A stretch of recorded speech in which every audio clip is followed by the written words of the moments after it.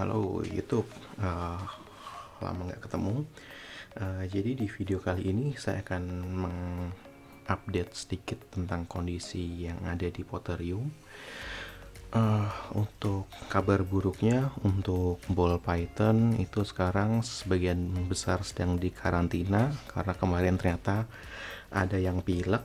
Jadi untuk ball python update-nya kita lewat dulu aja. Nah, jadi sekarang kita akan membahas dulu tentang retic, khususnya mengenai masalah dwarf dan super dwarf. Nah, sekarang di video kalian bisa melihat ini adalah retic tiger.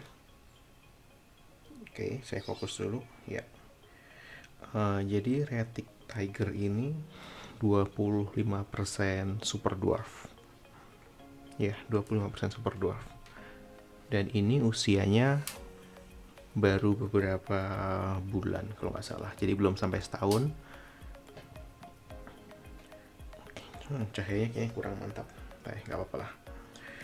Nah, jadi sebenarnya apa sih yang membedakan masalah super dwarf dan retic biasa? Kita akan bahas di video kali ini secara lengkap. Oke. Jadi ke pengertiannya dulu, bahwa dwarf dan super dwarf itu sebenarnya adalah istilah bisnis. Jadi bukan mob, tapi mereka itu istilah bisnis untuk membedakan locality pada retic. Jadi super dwarf dan dwarf itu untuk dwarf sebagian besar ada yang menjadi subspesies, jadi Malayo Python reticulatus saputrai itu yang dari Selayar, dan Malayo Python reticulatus jampeanus itu yang berasal dari Jampea. Jadi mereka sudah dicirikan secara taksonomi menjadi subspesies dari piton yang ada di Sumatera, Borneo, Kalimantan, Jawa, dan Sulawesi. Nah, sebenarnya di mana lokasi mereka itu berada. Jadi nanti di gambar ini kalian bisa lihat ini adalah kaki pulau-pulau yang ada di kakinya Makassar. Jadi kalau dari Sulawesi, Makassar, itu ke bawah ada Pulau Selayar, Jampea, kemudian Kalatoa, Madu, Takabonerate, dan seterusnya sampai ke Lompa-Lompa. Nah, pulau-pulau kecil ini pulau-pulau yang terpisah secara geografis, dan di pulau-pulau inilah banyak retic-retic yang tumbuh secara kecil karena menyesuaikan diri dengan kondisi lingkungannya. Saya belum pernah ke sana, tapi dengan pulau sekecil ini pasti sumber makanan terbatas, persaingan lebih ketat, dan kondisi hidupnya lebih keras dibandingkan secara keseluruhan yang ada di pulau-pulau besar seperti di Jawa dan di Kalimantan.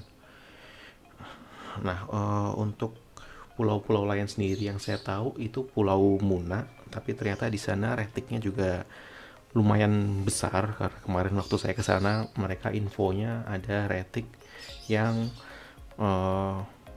panjangnya sekitar 4 meter, 5 meter dan makan anjing warga. Bentar, saya akan ambil dulu si tulangnya.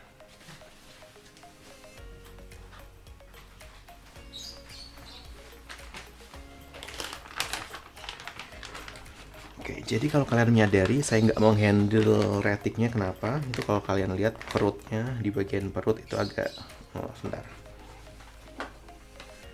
Di bagian perutnya ini agak penuh karena kemarin dia baru makan, jadi kemarin baru dikasih makan semua. Itu saya menghindari handlingnya.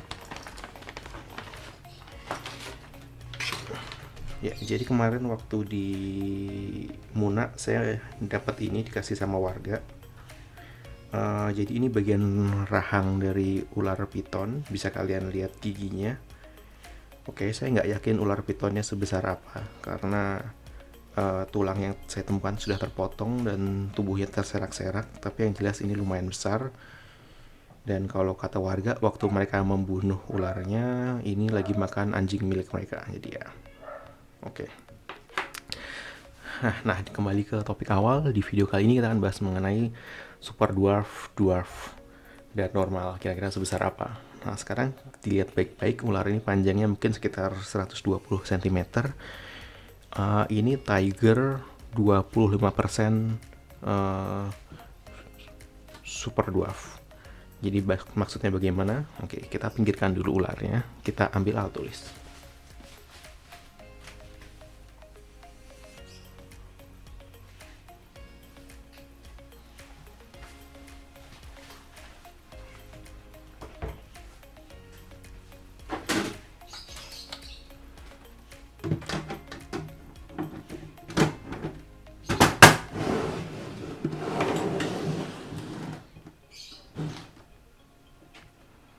Kita ambil sketch.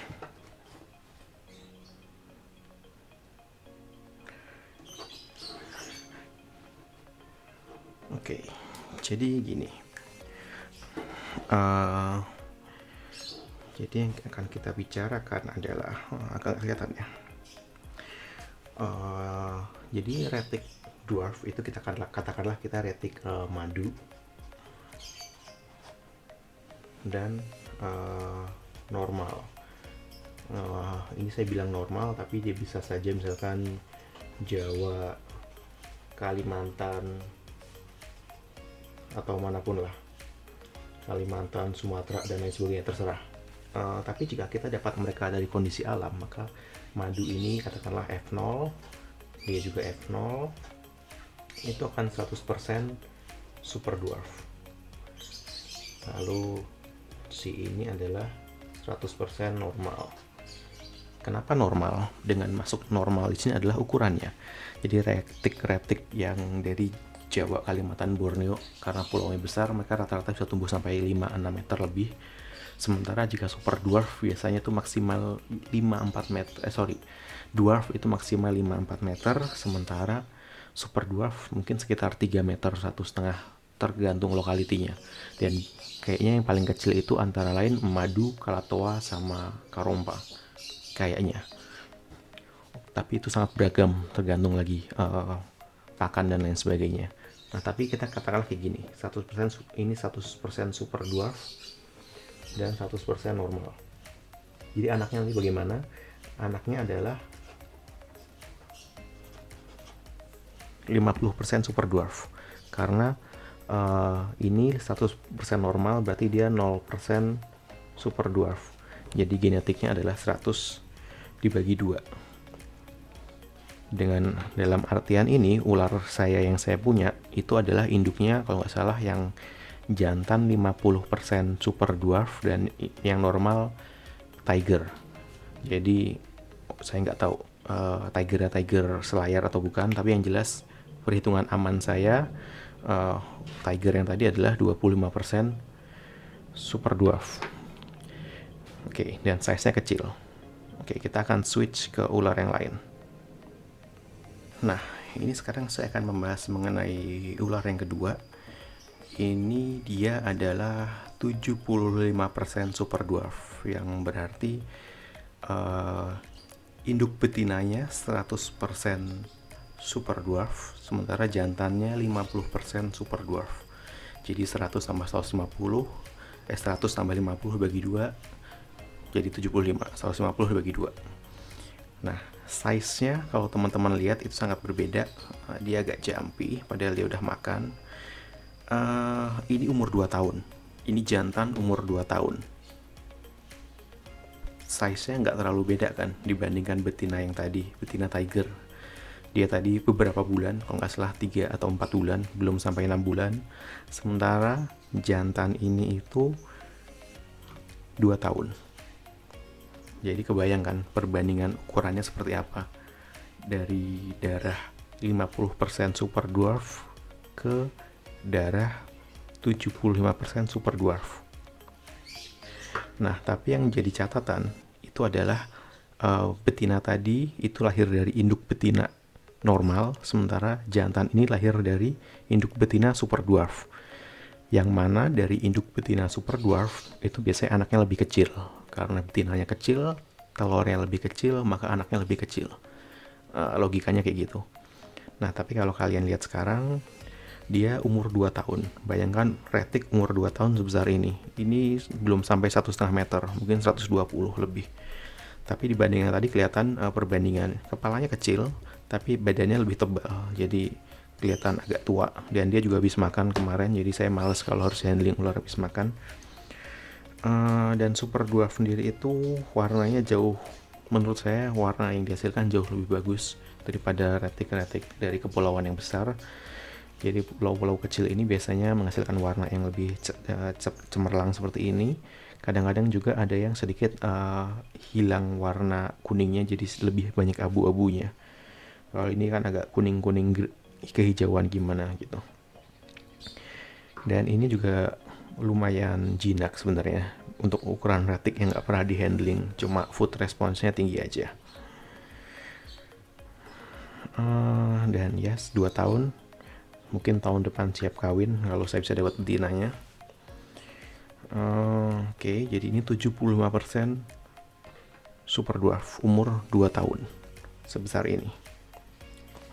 Kita coba switch ke ular berikutnya. Tapi hari ini karena dia pengen makan sebetulnya, tapi saya nggak akan kasih makan dulu sampai beberapa hari ke depan. Oke, jadi ini adalah 100% super dwarf. Kenapa saya tahu? Karena saya percaya sama breedernya, dan ini induk dan jantannya dari satu lokality yang sama. Ini dari Karompa, jadi Karompa super dwarf.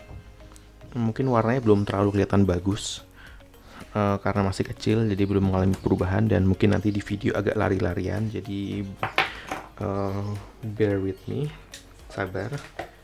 Oke, kita coba dulu. Nggak mau naik nih. Oke. Kita zoom dulu. Ini adalah 100% super dwarf, dan kayaknya baru sampai ke sini sekitar bulan Januari. Jadi berapa bulan tuh? 3 bulanan. Oke. Sorry, kandangnya agak kotor. Oke, jadi kelihatan ularnya sangat kecil. Ini hooknya itu sekitar lebarnya 1 cm, enggak 50 mili.